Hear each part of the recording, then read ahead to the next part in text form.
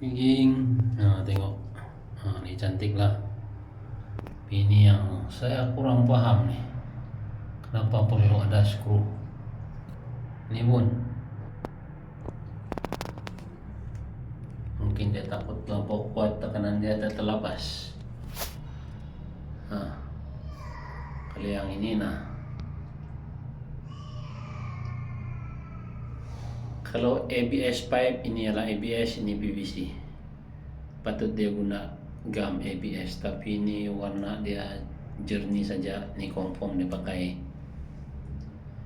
gum PVC, jadi tidak melekat. Nah, ini pun sama, tidak melekat. Dia pakai gum PVC.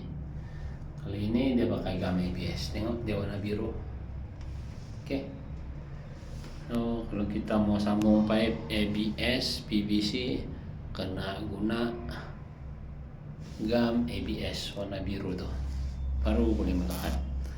Tapi ini pun melekat juga kan, melekat juga, tapi ada tanda-tanda mau terlepas lah. Ini yang paling katarak. Nah, tagging macam-macam ada plumbing sekarang.